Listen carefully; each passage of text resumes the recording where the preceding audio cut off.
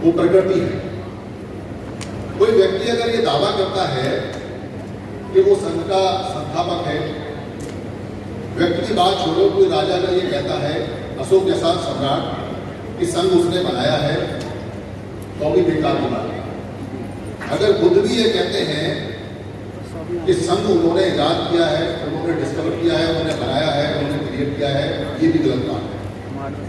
बुद्ध ने भिक्षु संघ के और उपासक संघ और उपासिका जो बने, इनके नियम लिखित में या मौखिक पे जो दिए, वो नियम उनसे जरूर आए, पर संघ पहले से बाबा साहब की किताब पढ़ते हो, उसमें आपने देखा होगा सिद्धार्थ गौतम को सजा मिलती है जब वो युद्ध के लिए मना कर देते हैं, पानी के युद्ध के लिए, तो जो सजा देता है वो संघ देता है। इसका मतलब संघ पुराना है और संघ के जो नियम हैं वो प्राकृतिक हैं और संघ प्रकृति ने बनाया है।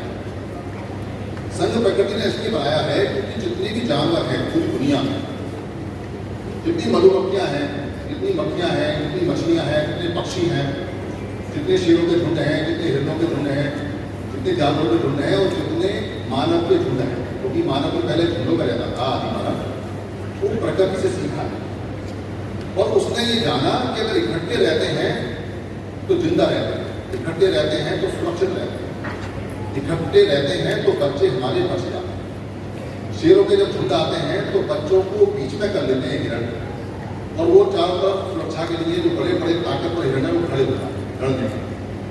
जब शेरों के झुंड आते हैं तो भैंसों के बच्चे बीच में आ जाते हैं और शेर तक नहीं पहुंच पाते, जो कमजोर बूढ़े होते हैं वो उसको बीच में ले लेते हैं और शेरों के झुंड उनसे नहीं लड़ पाते, चले जाते हैं।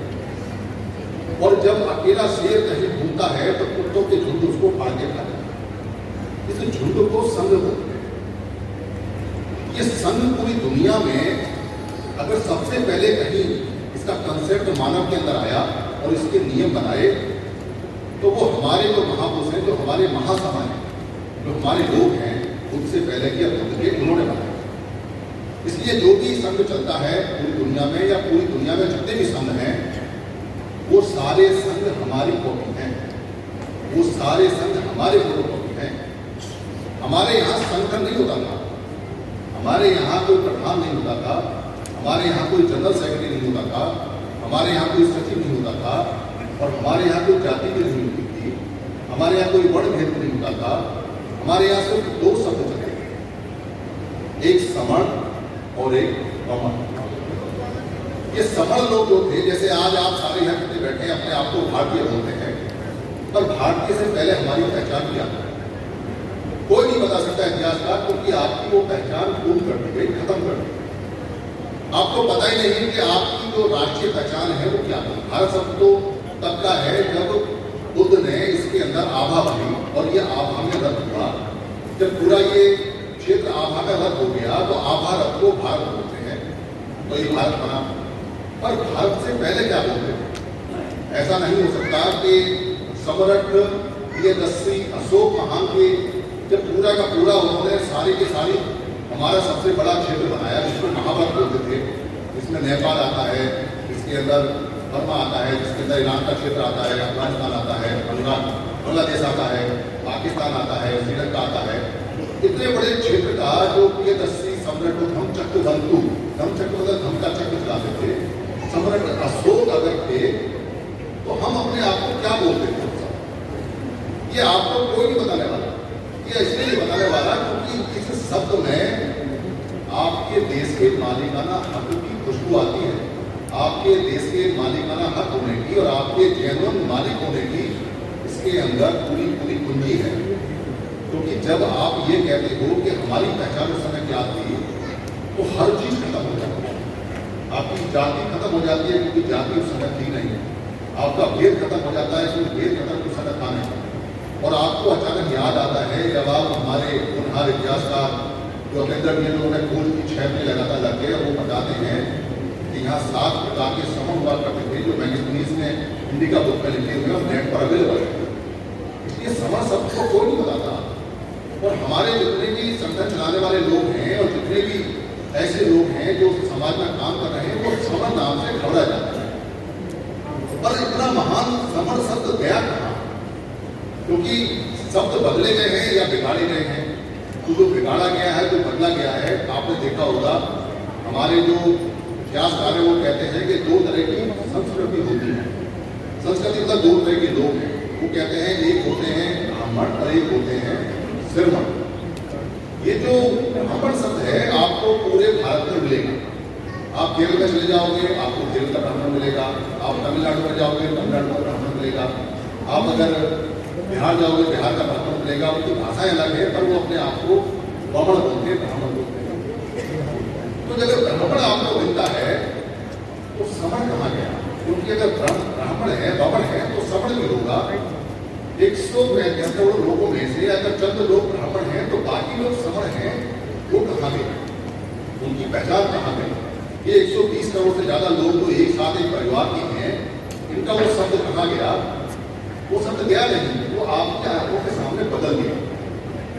कह दिया आप सारे लोग श्रमण हैं। और क्या कह दिया? श्रमण का मतलब होता है श्रम करने वाला। और क्या डाला दिमाग में?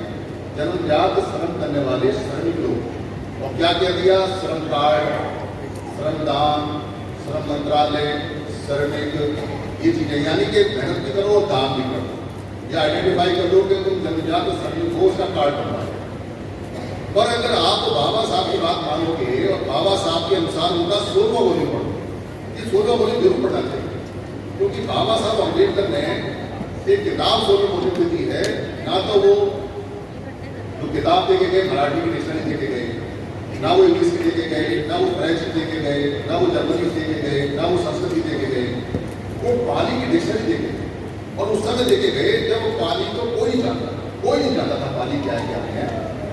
तो इतने महान व्यक्ति का जो आधुनिक भारत के ऊपर बहुत एक ज्ञाता है, अगर 16वां वॉल्यूम पाली का देके जा रहे हैं और ये कह रहे हैं कि अंग्रेजी का लिखना हम और अंग्रेजी पढ़ना, तो 16वां वॉल्यूम कोई खतरनाक चीज है, कोई बढ़िया चीज है जिसको वो जान गए थे उसमें आपको श्रम शब्द नहीं मिलेगा, श्रमिक नहीं मिलेगा, आपको श्रमण संस्कृति नहीं मिलेगी, आपको मिलेगा श्रमण। और जब आप श्रमण शब्द में जाओगे तो आपको पता चलेगा, जब मैगजीन्स की एरिका में जाओगे कि श्रमण राजा थे, तो सम्राट अशोक महाश्रमण राजा थे, तो सारे किसान श्रमण थे। तो पत्थरों पे जब अशोक ने लिखवाया तो जो लिखने वाले लोग थे वो कौन थे? श्रमण। और उनको पढ़ने वाले लोग कौन थे? श्रमण। और जितने भी यहाँ इंडस्ट्री हुई और जो सुदत्त जैसा व्यापारी जिसको नाम की तरह बोलते थे, जो 26% जीडीपी पूरा इंडिया से लाता था, वो व्यापारी कौन था? श्रमण। और व्यापारी की जो औद्योगिक इकाई थी जिसमें धनुष, तीर कमान, गाड़ी, रथ, कपड़ा, रेशम वगैरह सारा बनता था, इसको बनाने वाले मैन्युफैक्चरर कौन थे? इंडस्ट्रियलिस्ट कौन थे? श्रमण। तो किसान कौन थे? सारे कृषक कौन थे? श्रमण। तो खेत किसके थे? श्रमणों के। तो राजा कौन था? राजा कौन था? सम्राट अशोक, श्रमण। तो सेनापति कौन था? श्रमण। तो जो दुनिया का नंबर 1 जो ज्ञान देने वाला व्यक्ति है, जो पूरी दुनिया में फेमस है, वो कौन था? बुद्ध, सिद्धार्थ गौतम, श्रमण। ये श्रमण ही श्रमण सारे भरे पड़े हैं और सारा काम हमारा है, सब कुछ हमारा है। तो अगर आपको पता चल गया कि आप श्रमण हो तो मालिक का नाम दोबारा से वापस आ जाएगा। इसलिए उसको बदल के श्रमिक कर दिया, वो शब्द पाली में नहीं है और हमारे दिमाग पर डाल दिया और श्रमण जायज कर दिया, श्रमण शब्द ही खत्म कर दिया। पर श्रमण वमण 2 शब्द लगातार पुराने संघ, पुराने सुत्त पीटक, पुराने त्रिपीटक, पुराने धम्मपीटक, पुराने धम्मपद, पुराने विजय पीटक में लगातार चलते हैं, श्रमण और वमण। तो वहां से खत्म नहीं हुआ, ये शब्द वहां के शब्द हैं।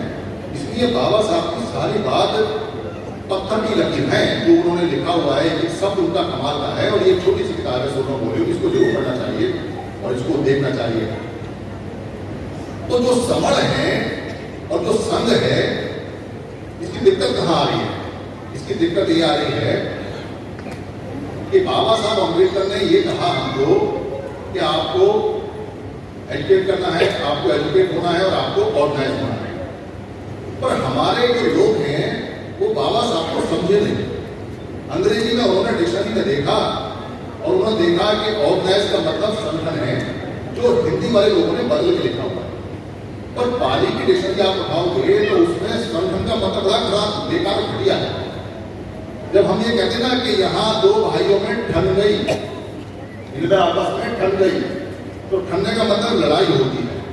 और जब संग संग रहने वालों में ठन जाए तो कहते हैं संग ठन, यानी साथ साथ रहने वालों में ठन गई, लड़ाई हो गई। तो संग ठन का मतलब होता है साथ साथ रहने वालों में लड़ाई होना। ये सब तो पाली में नहीं है, पाली में सिर्फ संग है, और संग को बाद में कैसे बना के संग का। माँ कहती है अरे बच्चों संग रहना, पिता कहते हैं अरे बेटा कुंबे में संग संग रहना, हमारे संत कहते हैं संगत में रहना, संग संग रहना, साधु संगति करो, संग संग रहना। और बाबा साहब कहते हैं ऑर्गेनाइज, ऑर्गेनाइज का मतलब है कि सारे छोटे छोटे टुकड़े सब सेंटर में एक साथ रहेंगे, इसका मतलब अंग्रेजी में ऑर्गेनाइज आप चेक करना। तो बुद्ध क्या कहते हैं? बुद्ध कहते हैं संघं शरणं गच्छामि, संघं शरणं गच्छामि, संघं शरणं गच्छामि। और हमारा पूरा भारत और भारत महाभारत और पूरी दुनिया रटती है इस बात को कि हमको आदेश मिला हुआ है कि संघ की शरण में जाना है, और रोज रटवाते हैं हमको, और रोज रटने वाले भी हैं। पर संघ की शरण में नहीं जाते, क्योंकि वो क्या करते हैं, उन्होंने ये सोचा कि संघ तो जो दूसरे लोग लेके उनका संघ है, पर उनका संघ नहीं है। संघ आपका है, संघ भारत का है, संघ के नियमों को पूरी दुनिया ले जा सकती है, फायदा उठा सकती है, पर संघ के मालिक आप हो, और आपको तो रोज आदेश है संघं शरणं गच्छामि। तो संघ में जाते क्यों नहीं हो? क्या कारण है संघ में जाने का? संघ में जाने से परहेज क्यों कर रहे हो? क्या दिक्कत है?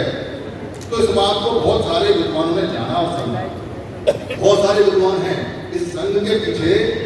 मैं तो सिर्फ एक आवाज आपको सुना रहा हूँ जो भी है, पर इसके पीछे बहुत पुराने विद्वान है। साहब काशीनाथ जी के समय के बहुत लोग लगे पड़े हैं, इन्होंने संघ की परिकल्पना को पूरी तरह से ढोक बजा के देखा हुआ है, और बहुत सारे लोग लगे पड़े इसके अंदर।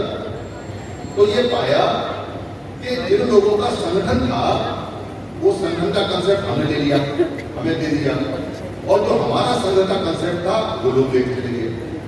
तो संगठन का जो कंसेप्ट है उसको समझ लो क्या है। अगर उसको समझ लोगे तो जिंदगी में संगठन ही बनाओगे। संगठन का मतलब तो संगठन रहने की ठंडी हुई है। संगठन का जो स्ट्रक्चर है वो व्यक्ति बात पर है, वो प्रधान बात पर है, वो जनरल सेक्रेटरी बात पर है, वो नेता बात पर है, वो एकल बात पर है, वो संगठन बात पर है। उसके अंदर जब स्ट्रक्चर बनता है तो सबसे पहले कुछ मालिक बनते हैं, उनका मालिकाना हक होता है, वो रजिस्ट्री कराते हैं, रजिस्ट्रार ऑफिस में जाके वहाँ कैशियर वगैरह होते हैं, और वो पूरा डिसीजन लेते हैं। उसमें आपकी जरूरत नहीं है, उसमें मेरी जरूरत नहीं है। किसी भी संगठन में कभी भी कोई आदमी वोट नहीं कराता, ना ही पूछता है कि मुझे क्या करना है क्या नहीं करना है। ये मनुस्मृति का स्ट्रक्चर है। मनुस्मृति कहती है कि एक राजा होगा, उसके हाथ में सब कुछ होगा, एक उसका सेनापति होगा जो राजा के कहने पे प्रजा की गर्दन काट देगा, और प्रजा दरवाजे पे खड़ी फरियाद करती है, राजा की मर्जी। राजा खुश हो गया तो गले का हार उतार के दे दे, और राजा नाराज हो गया तो हाथी से कुछ लगा दे, मरवा दे। उसमें प्रजा की सुनवाई नहीं है। ये सिस्टम भारत का सिस्टम नहीं है। अगर ये सिस्टम भारत का होता तो सिद्धार्थ गौतम के जो पिताजी हैं शुद्धोधन, उनके यहाँ 1000 हल चला करते थे, इतनी जमीन थी उनके पास, और उनके बेटे को सजा हो गई, वो तो क्या से क्या करते थे। और संघ सुप्रीम होता है, संघ सबसे बड़ा होता है, संघ सर्वोपरि होता है, इसलिए सजा लेनी पड़ी खुद को, सिद्धार्थ गौतम को, और सजा की माफी नहीं। शुद्धोधन को कुछ नहीं कर पाए, जबकि राजा पसंदीद उनके दोस्त थे, फिर भी संघ के आगे नतमस्तक होना पड़ा और जाना पड़ा। तो ये संघ की ताकत होती है। पर संगठन में तो जो राजा ने कह दिया, जो प्रधान ने कह दिया, जो अध्यक्ष ने कह दिया, जो उसके मालिक ने कह दिया, बस बात खत्म हो गई। तो यहाँ बाबा साहब की बात को समझकर सब लोगों ने बड़े अच्छे के लिए, ऐसा नहीं है कि उनका मन अच्छा नहीं है, ऐसा नहीं है कि वो काम नहीं करना चाहते, ऐसा नहीं है कि वो हमारा वेलफेयर नहीं करना चाहते, पर उन्होंने मनुस्मृति का स्ट्रक्चर उठाया, और वो आसान स्ट्रक्चर था, क्योंकि संघ में सबकी बात सुननी पड़ती है, सारा डिसीजन कंबाइंड होता है, पर संगठन में तो एक दो लोग डिसाइड कर लेते हैं। तो वो जो उन्होंने स्ट्रक्चर उठाया, और स्ट्रक्चर उठा के जो संगठन बनाया, उस संगठन का नाम ही है कि संघ संगठन होना है, वो टूटते हैं। उनकी नियत ये है कि वो हमेशा टूटेंगे, वो हमेशा टूटने के लिए बने हैं, ये उनका अंतिम रिजल्ट है। क्योंकि संघ के अंदर बहुत सारी चीजें नहीं होती, और संगठन में वो सारी चीज होती है। जैसे संघ कभी भी चंदा नहीं लेगा, ना संघ ने पहले कभी चंदा लिया, ना कभी अब लेगा। जीवन में पब्लिक से चंदा नहीं ले रहा तो काम कैसे करेगा?